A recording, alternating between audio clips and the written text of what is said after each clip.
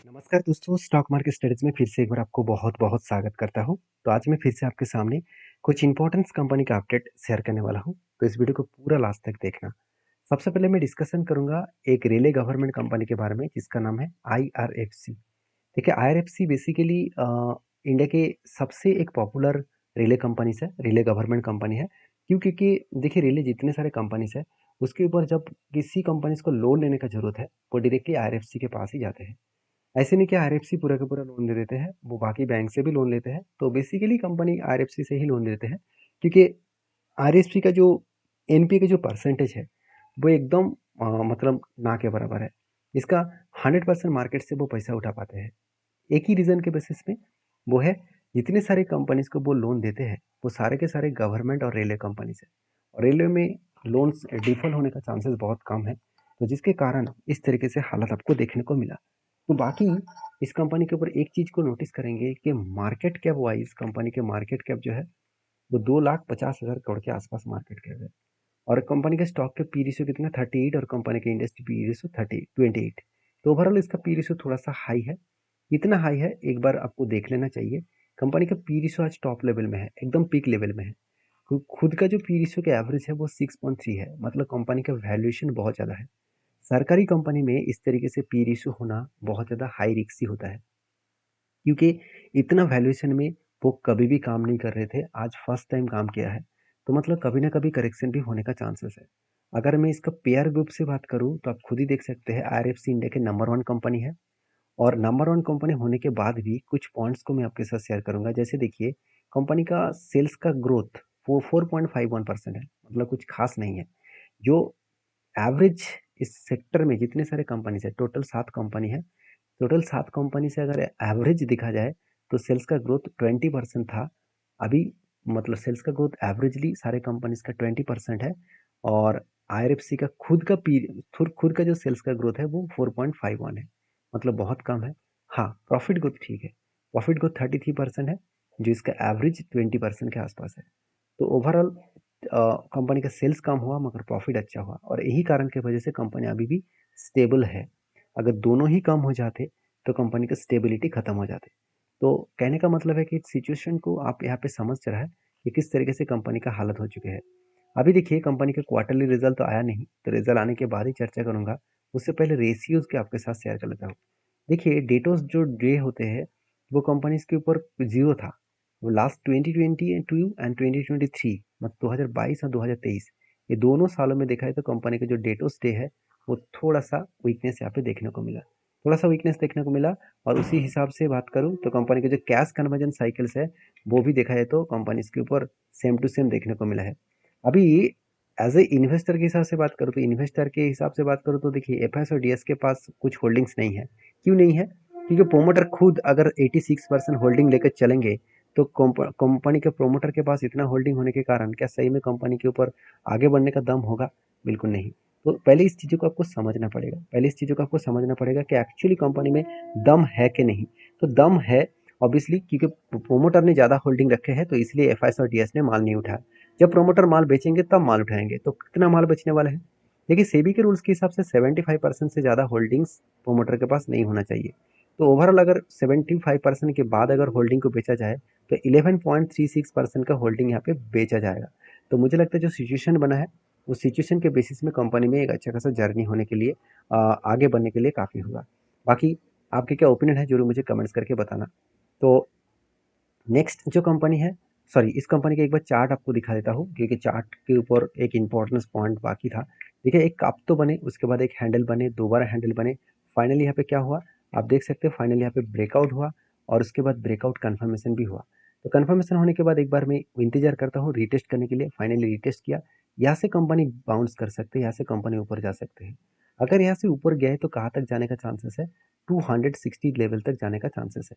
अगर इस लेवल तक गए एंटी लेवल से, अगर मैं एंटी लेवल से टॉप लेवल तक देखूँ तो ऑलमोस्ट 37 to 38% के आसपास टारगेट मिलने का चांसेस है। तो इसके लिए मैं इंतजार करूंगा। आपकी क्या ओपिनियन है जरूर मुझे कमेंट्स करके बता सकते हैं। नेक्स्ट जो कंपनी उसका नाम है Tata Motors limited. Basically Tata Motors के बारे में बात करूँ, 4,000 करोड़ का कंपनी है। और टाटा मोटर्स के ऊपर मैं पहले ही आपको बता चुका हूँ, टाटा मोटर्स और मारुति दोनों का मार्केट कैप अभी सेम टू सेम लेवल में हो चुके हैं। और टाटा मोटर्स का सबसे ख़ासियत पॉइंट यही है कि कंपनी का वैल्यूएशन एकदम सस्ता है। क्योंकि कंपनी का देखिए इंडस्ट्रीज़ पी रेशियो 29 है, खुद का पी रेशियो 12 है। अगर मैं यही चीज़ आपको मैं रेशियोज़ के हिसाब से बात करूँ, देखिए एक टाइम टाटा मोटर्स का पी रेशियो कहाँ तक चला गया था? 111, और वो क्या कब गया था? जून के क्वार्टर में 2023 में, मतलब 1 साल पहले इसका वैल्यूएशन था ₹111, और आज वही कंपनी का वैल्यूएशन एकदम कोविड से भी नीचे आ चुके हैं। कोविड के टाइम में जो प्राइस वैल्यूएशन था उससे भी नीचे आ चुके हैं, सिर्फ 11 के आसपास। कंपनी का टोटल एवरेज पी रेशियो है 5 साल में 18 के आसपास। तो वैल्यूएशन वाइज सस्ता हो गया। तो सस्ता होने के बाद कंपनी क्या रुक के रखेंगे खुद को? बिल्कुल नहीं। इसीलिए कंपनी भागते ही चले जा रहे हैं। अगर चार्ट को देखेंगे तो इसका जो लाइफ टाइम हाई था, मतलब सॉरी लाइफ टाइम जो मैं टारगेट लेके चल रहा था, देखिए मुझे एक दोस्त ने बहुत शानदार कमेंट किया, सर आपको कैसे पता होता है कि जो जो जगह पे आप टारगेट रखते हैं उसी लेवल टारगेट होने के बाद ही बाउंस बैक करते हैं, उसी लेवल से करेक्शन हो जाता है? क्या आप कोई जादू जानते हैं? बिल्कुल नहीं। मैं वो स्ट्रैटेजीज़ को यूज़ करता हूँ जो स्ट्रैटेजीज़ बड़े से बड़े इंस्टीट्यूशन और बड़े-बड़े इन्वेस्टर भी यूज़ करते हैं।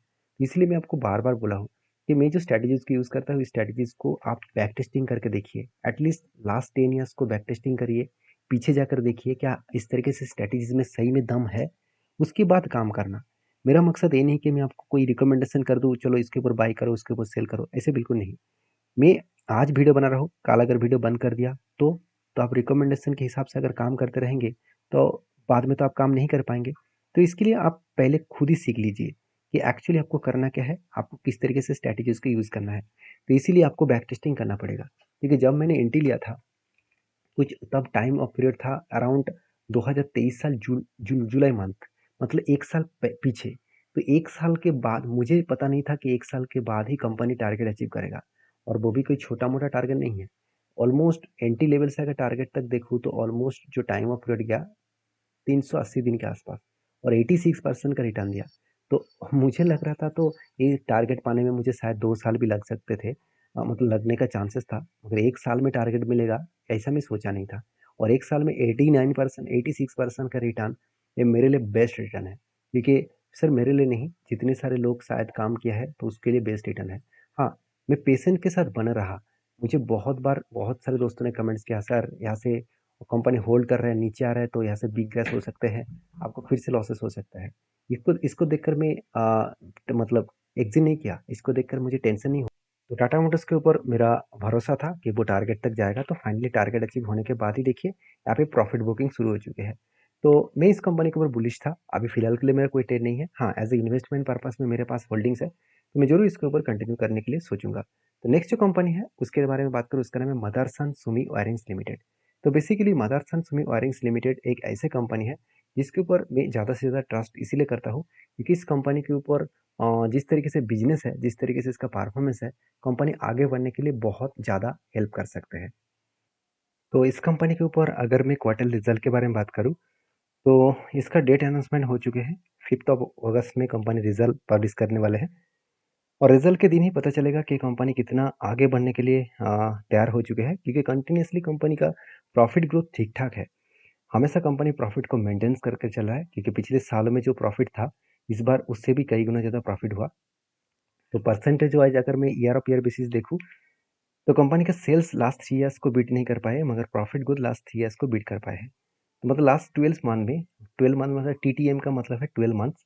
तो लास्ट 12 मंथ में कंपनी अच्छा खासा यहाँ पे प्रॉफिट को जनरेट किया, और उसी तरीके से कंपनी और एक चीज़ को मेंटेन्स किया, वो है आरओसी। आरओसी एंड आरओई दोनों ही कंपनी मेंटेन्स किए। आरओसी को जो मेंटेन्स किया, कंपनी कई हद तक मेंटेन्स किए, 48% के आसपास आरओसी को मेंटेन किया, जो कंपनी को आगे बूस्ट करने के लिए काफ़ी है। तो कंपनी का देखिए एक मज़ेदार चीज़ आपको बता देता हूँ, कंपनी का वर्किंग कैपिटल डेज जो हमेशा जितना ही कंट्रोल में होगा उतना ही अच्छा खासा है। तो जो कैपिटल है वो कितने दिन में काम करके आपके पास पैसा आ रहा है, मतलब आपका पैसा आपने जो इन्वेस्टमेंट किया वो कितने दिन में घूम फिर कर आपके पास आ रहा है। तो वर्किंग कैपिटल डेज जितना कम होगा उतना ही खास होगा। तो 42 डेज मतलब कंपनी जल्द से जल्द बिजनेस करके पैसा मार्केट से उठा पा रहा है। ये गुड पॉइंट्स हैं, गुड अपडेट्स हैं, जो कंपनी को आगे बढ़ाने के लिए काफ़ी है। अभी रही बात कंपनी के टेक्निकली चार्ट पैटर्न्स का, तो जब इस कंपनी के ऊपर पैटर्न बना था, काफ़ी विधान पैटर्न्स का, फाइनली ब्रेकआउट हुआ, रिटेस्ट किया और फाइनली टारगेट को अचीव किया। तो मैं अभी इस कंपनी को फ्रेश कोई एंट्री नहीं लिया हूँ, क्योंकि मैं इंतजार करूंगा इस कंपनी के फिर से एक नया कोई फ्रेश एंट्री बने, तब तक तो अभी फ़िलहाल के लिए मेरा कोई एंट्री नहीं है, जब एंट्री बनेगा तो मैं आपके साथ ज़रूर शेयर करूँगा। और हाँ, लास्ट जो कंपनी है उसका नाम है मारुति इंफ्रा लिमिटेड। तो एक छोटा-सा कंपनी है 300 करोड़ का, और कंपनी के ऊपर बोनस एंड स्प्लिट के हिसाब से बात करूँ, कंपनी एक साथ दोनों चीज़ देने वाला है, स्प्लिट भी देने वाले हैं और बोनस भी देने वाले हैं। 9th ऑफ अगस्त में कंपनी हर एक के बदले आपको 5 शेयर देने वाला है, और बोनस के हिसाब से 1 के बदले 2 शेयर देने वाला है, सॉरी 2 के बदले 1 शेयर देने वाला है। तो एक अच्छा खासा एक्स्ट्रा बेनिफिट कंपनी यहाँ पे आपको बोनस एंड स्प्लिट के हिसाब से देने जा रहा है। तो जो लोग एक्स्ट्रा बेनिफिट पाना चाहते हैं तो इस कंपनी को रिसर्च करें, उसके बाद काम करें। तो मिलते हैं नेक्स्ट वीडियो में, तब तक के लिए धन्यवाद।